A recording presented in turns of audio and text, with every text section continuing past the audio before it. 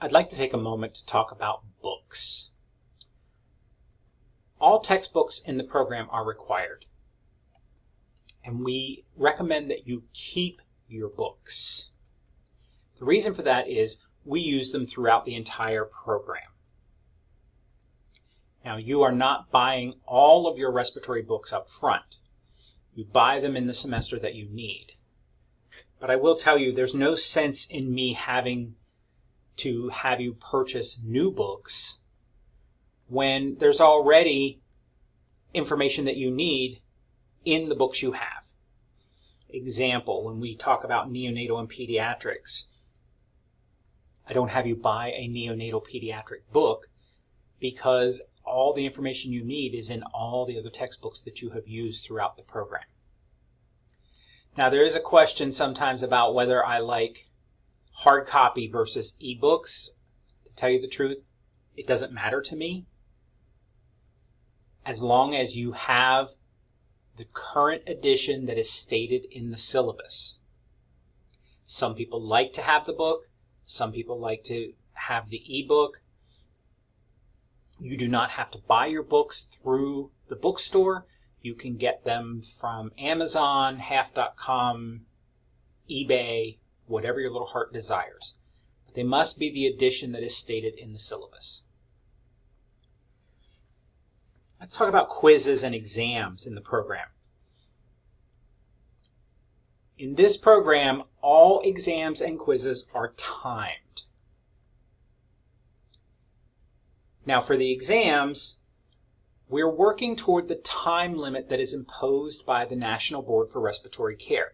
When you take your national boards to become a registered respiratory therapist, it is a timed exam. And the standard that the NBRC uses is 1 minute and 27 seconds per question.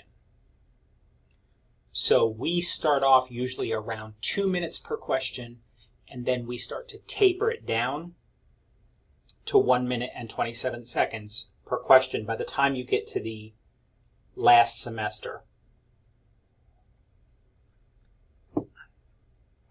Quizzes are also timed. And some of the quizzes are part of the essential requirements. And the timing on the quizzes is based on the difficulty of the material. So sometimes if I'm giving a quiz and it has a lot of math in it, I will give more than the 2 minutes or more than the 1 minute and 27 seconds, depending on the semester. Now, competencies are also exams. Now, they are timed so that you can perform within a reasonable time frame. So we do not set an actual time limit for the competency. But as long as you are moving in the forward direction, we will let you take the time to figure things out. Once you get into the hospital, that's a little bit different.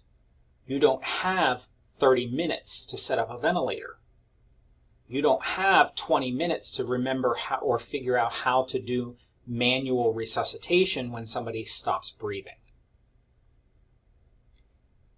So you have to be able to perform them in clinical with even less time. Now I want to talk about student access services. Student access services used to be called disability services here at the college. However, we changed the name because they do so much more than just work with people who have needs. So we changed it to student access. Written exams can be accommodated. But what we cannot accommodate with extra time are lab competency testing.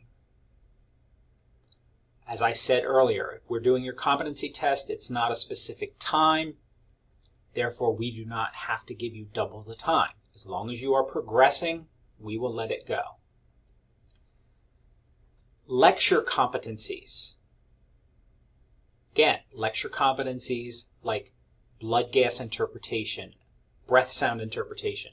They do not have a specific time limit. So therefore, we cannot accommodate those. And of course, clinical competencies.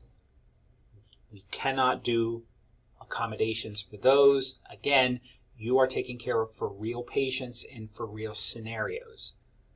And so you have to be able to perform within a reasonable time frame. Please be aware, if you are using student access for extended time on exams, that the MBRC accommodation is only 1.5 times the allotted time frame. HAC gives double time. So you need to keep that in the back of your mind when you are doing these exams, that you will not have double the time when you go to take your boards. If you are using student access services, remember that all requirements must be fulfilled. And student access services must be renewed every semester. If you do not renew it in a semester, we do not get notified, and we are not required to give an accommodation. If there's a change to your accommodations, make sure you talk to student access as soon as possible. And that includes if you don't want to utilize your accommodation. I have students sometimes who say, well, I have this accommodation, but I don't really want to use it. Then we talk about it, you email me, and I respond to you. And all student access services are confidential. So I do not make any singular pointing you out. We just make sure that everything is taken care of in a confidential manner.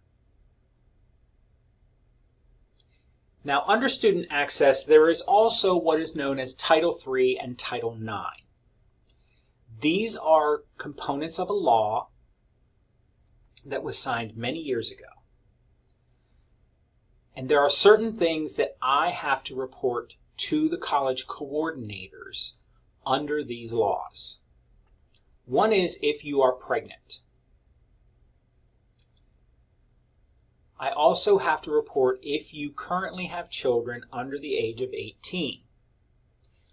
The reason for this is you are entitled to certain accommodations under the pregnancy, under having small children. You might as well use the services that are provided to you. Your tuition helps to pay for them. I also am required to report if I am aware of any assault or violence issues. So I will have to fill out a form and report it to the college. My biggest thing, meet with the faculty.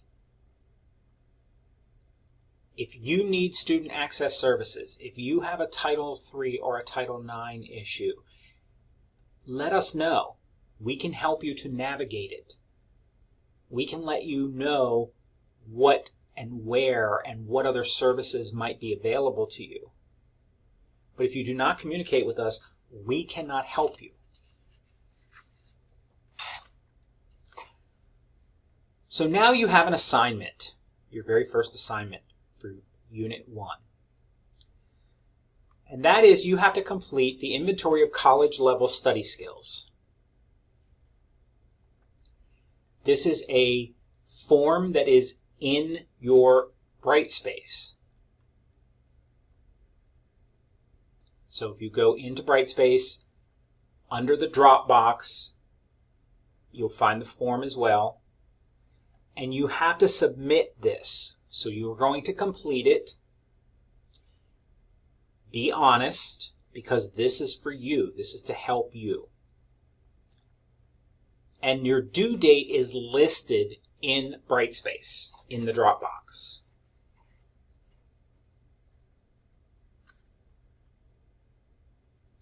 Now let's talk about the Code of Ethics for HAC, Healthcare Programs. You are required to treat patients with respect for the dignity, rights, and value of each person. Give non-discriminatory and equitable treatment to all patients. Promote and strive to protect the health, safety, and rights of each patient, and maintain confidentiality of the patient information following privacy regulations required by law. We will talk about HIPAA, and you will learn all about HIPAA.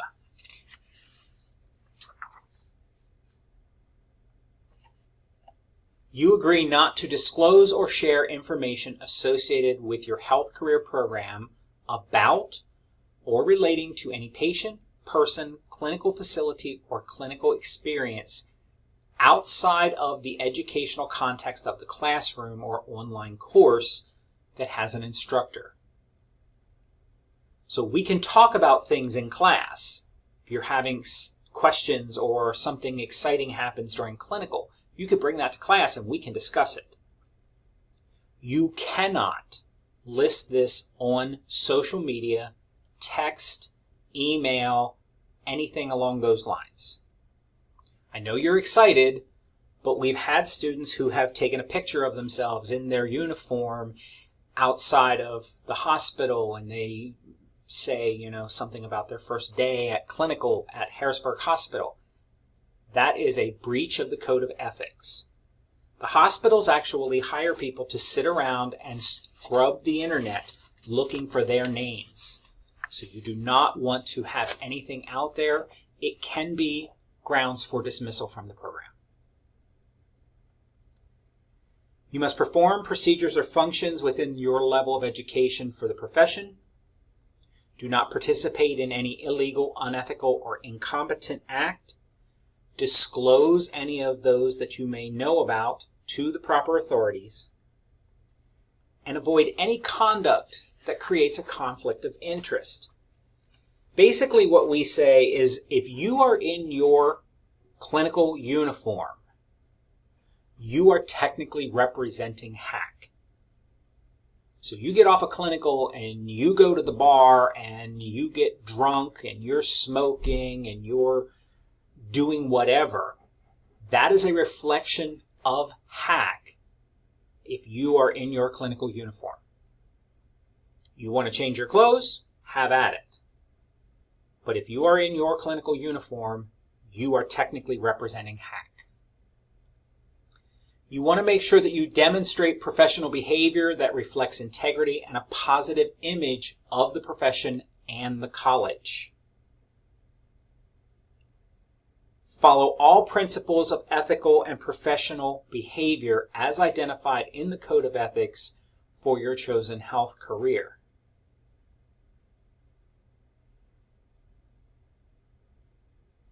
Failure to follow the HAC Code of Ethics could lead to disciplinary action, including removal from the program, and you would probably not be able to apply to any other healthcare program at HAC because you violated our Code of Ethics. Also be aware there is a respiratory code of ethics put out by the American Association for Respiratory Care. You are required to follow those ethical principles as well. And we'll talk about those a little bit later. They're in your student handbook when you get into the clinical portion of the program, so you will know about these.